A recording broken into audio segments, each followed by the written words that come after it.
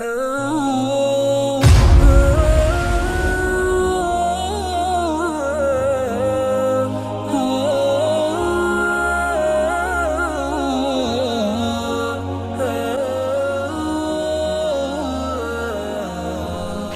طور پر لوگوں کی باتیں صرف اللہ تعالیٰ سے دعا یہ ہوتی ہے اللہ اولاد دے دے، اللہ اولاد دے دے، اللہ اولاد دے دے، یا پھر کہتے ہیں اللہ بیٹا دے دے، بیٹا دے دے، بیٹا دے دے۔ حالانکہ انبیاء کرام کی جو دعا ہے وہ یہ نہیں ہے، بلکہ وہ کیا کہتے تھے؟ رب ہب لی من الصالحین۔ وہ جانتا ہے کہ کس کو کیا دینا ہے، بیٹا دینا ہے تو وہ جانتا ہے، بیٹی دینی ہے تو وہ جانتا ہے، دونوں دینے ہیں تو وہ جانتا ہے، ایک بھی نہیں دینا تو انہ علیم، وہ رب سب جانتا ہے، تم نہیں جانتے۔ جس کو اللہ نے بیٹی دی اس کا کوئی دکھ آیا، کوئی تکلیف آئی، کوئی پریشانی آئی، کوئی مصیبت آئی، چاہے بچپن میں آئے، جوانی میں آئے، شادی سے پہلے آئے، شادی کے بعد آئے، بیٹی کا کوئی دکھ جس کے والدین پر آتا ہے، آج دنیا میں اپنی بیٹی کا دکھ جو برداشت کرتا ہے، کن لہو حجابا من النار، قیامت کا دن ہوگا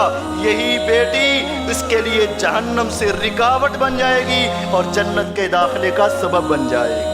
کعبے کے رب کی قسم ہے، آج اپنی اولاد کے لیے گرمی آتی ہے تو گرمی کا بندوبست، سردی آتی ہے سردی کا بندوبست، لیکن ذرا یہ بھی تصور کرو، آج ہم یہ چاہتے ہیں میری اولاد کو گرم ہوا نہ لگے، میری اولاد کو سردی نہ لگے، کبھی یہ بھی تصور کرو یہ میری اولاد اگر قبر میں گئی اور بے نماز چلی گئی، گرمی کا بھی عذاب ہوگا، سردی کا بھی عذاب ہوگا۔ آج تو یہ بڑی فکر ہے،